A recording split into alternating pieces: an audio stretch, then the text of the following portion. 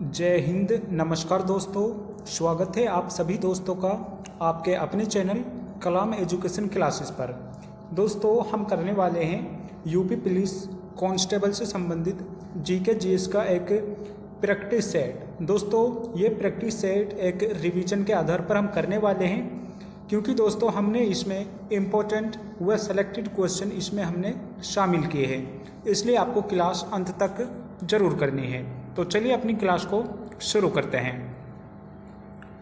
दोस्तों, हमारी क्लास का पहला क्वेश्चन है, सिंधु घाटी के किस स्थान से जलाशयों के प्रमाण मिलते हैं। दोस्तों, वेरी इंपॉर्टेंट क्वेश्चन है, यूपी पुलिस का प्रीवियस ईयर एग्जाम में पूछा जा चुका है। दोस्तों, सिंधु घाटी के हमें धौलावीरा से यहाँ पर जलाशयों के प्रमाण मिलते हैं। दोस्तों, धौलावीरा ये गुजरात राज्य में स्थित है।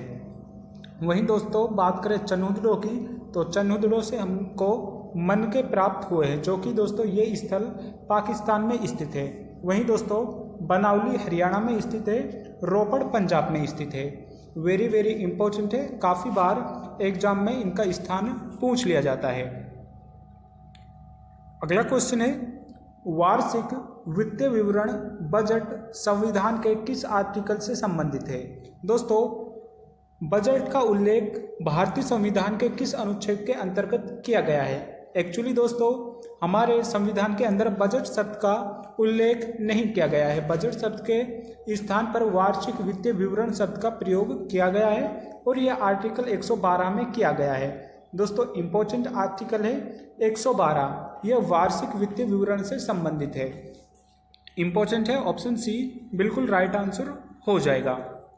अगला क्वेश्चन है, रेड क्लिफ रेखा भारत और किस देश के बीच की सीमा है। दोस्तों, वेरी इंपॉर्टेंट क्वेश्चन है, रेड क्लिफ रेखा भारत और किस देश के बीच में विभाजन का कार्य करती है। राइट आंसर होगा ऑप्शन डी, पाकिस्तान। दोस्तों, भारत व पाकिस्तान के मध्य रेड क्लिफ रेखा खींची गई है, जिसकी लंबाई 3323 किलोमीटर है। दोस्तों, काफ़ी बार इसकी लंबाई भी पूछ लेता है, इसलिए आपको लंबाई भी याद रखनी है। वहीं दोस्तों बात करें हम बांग्लादेश की, तो बांग्लादेश से हमारी सबसे ज़्यादा सीमा लगती है, लगभग 4096 किलोमीटर की सीमा हमारी बांग्लादेश के साथ लगती है। वहीं दोस्तों अफगानिस्तान के साथ हमारी सबसे कम सीमा लगभग 106 किलोमीटर की हमारी सीमा अफगानिस्तान के बीच में लगती है। वहीं दोस्तों श्रीलंका से हमारा कोई यहाँ पर जो स्थल सीमा नहीं बनाता है। हमारे क्वेश्चन का राइट आंसर होगा ऑप्शन डी, पाकिस्तान। दोस्तों, इस क्लास में सभी क्वेश्चन वेरी इंपॉर्टेंट कराए जाएंगे, इसलिए आपको क्लास अंत तक अटेंड करनी है।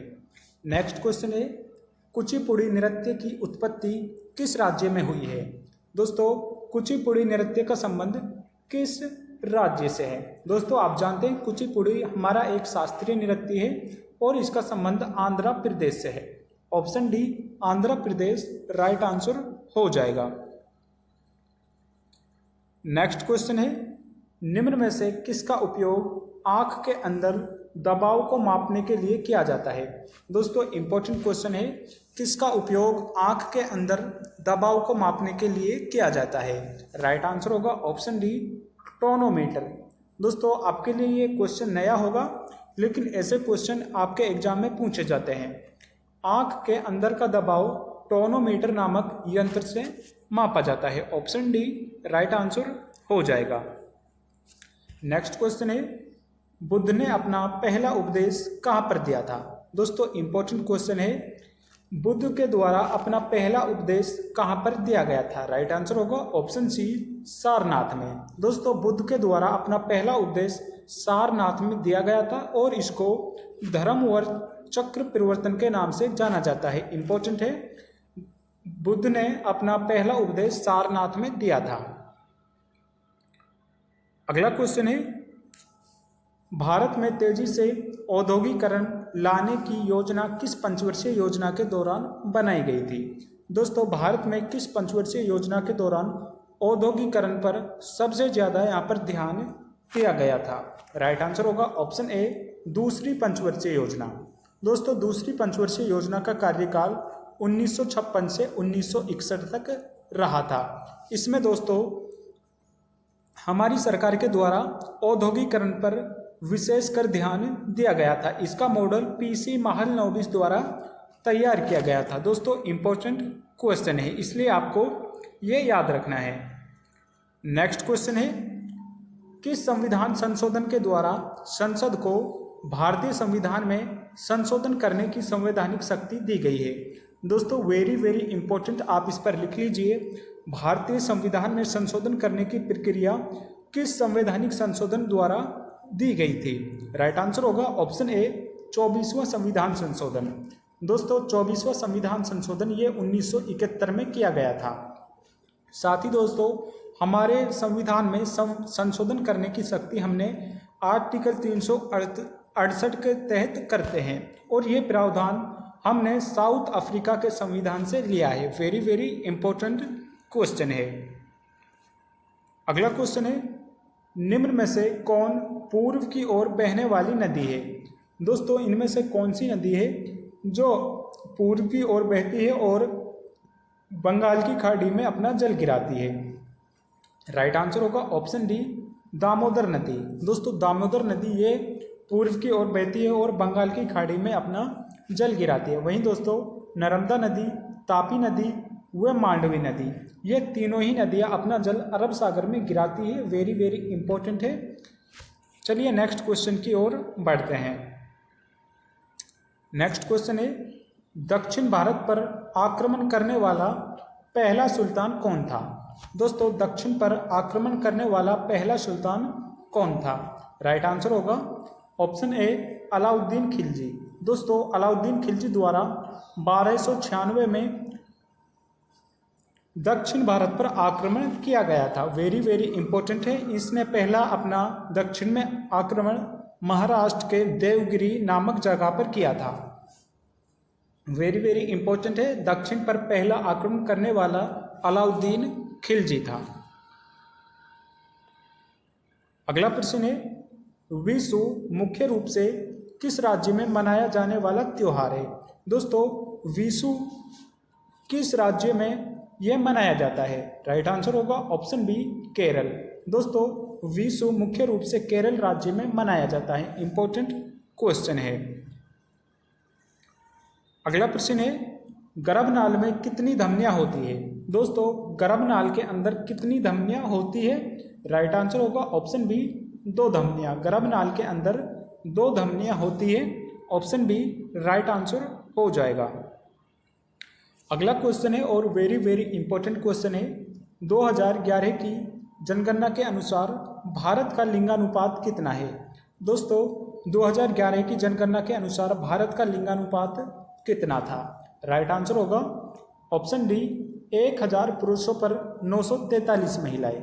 दोस्तों 2011 की जनगणना के अनुसार जो भारत का लिंगानुपात था वो 1000 पुरुषों पर 943 महिलाएं थी। इंपॉर्टेंट क्वेश्चन है, आपको याद रखना है। अगला क्वेश्चन है, आपातकाल के दौरान किन अनुच्छेदों को निलंबित नहीं किया जा सकता है? दोस्तों आपातकाल के दौरान सभी अनुच्छेद निलंबित किए जा सकते हैं, लेकिन आर्टिकल 20 और 21 को निलंबित नहीं किया जा सकता। वेरी वेरी इंपॉर्टेंट है।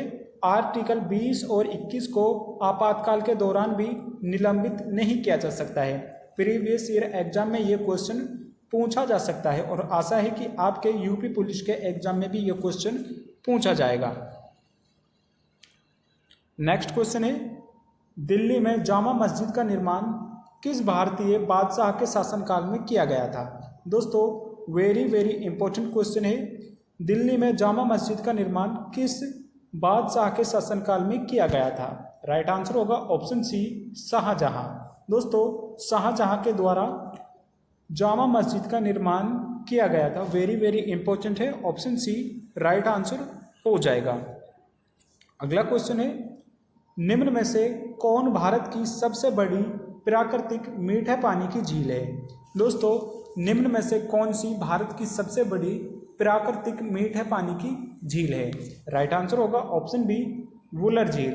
दोस्तों वुलर झील ये भारत की सबसे बड़ी मीठे पानी की झील है और ये जम्मू एवं कश्मीर में स्थित है। वहीं दोस्तों बात करें चिल्का झील की, तो ये चिल्का झील भारत की सबसे बड़ी खारे पानी की झील है और ये ओडिशा राज्य में स्थित है। अगला क्वेश्चन है, एडस किसके कारण होता है? दोस्तों एडस नाम की एक बीमारी ये किसके द्वारा होता है? राइट आंसर होगा ऑप्शन बी, विषाणु। दोस्तों एडस ये वायरस के कारण होता है, ऑप्शन बी राइट आंसर हो जाएगा। अगला क्वेश्चन है, पार्श्वनाथ मंदिर किस राज्य में स्थित है? दोस्तों पार्श्वनाथ मंदिर ये किस भारतीय राज्य में स्थित है? राइट आंसर होगा ऑप्शन सी, मध्य प्रदेश। दोस्तों पार्श्वनाथ का मंदिर यह मध्य प्रदेश राज्य में स्थित है, ऑप्शन सी राइट आंसर हो जाएगा। अगला क्वेश्चन है, निम्न में से कौन भारत के गवर्नर जनरल कौन थे? दोस्तों निम्न में से कौन भारत के स्वतंत्र भारत के गवर्नर जनरल भी रह चुके हैं? राइट आंसर होगा ऑप्शन ए, सी राजगोपालाचारी। दोस्तों चक्रवर्ती राजगोपालाचारी ये भारत के गवर्नर जनरल रह चुके हैं, ऑप्शन ए राइट आंसर हो जाएगा।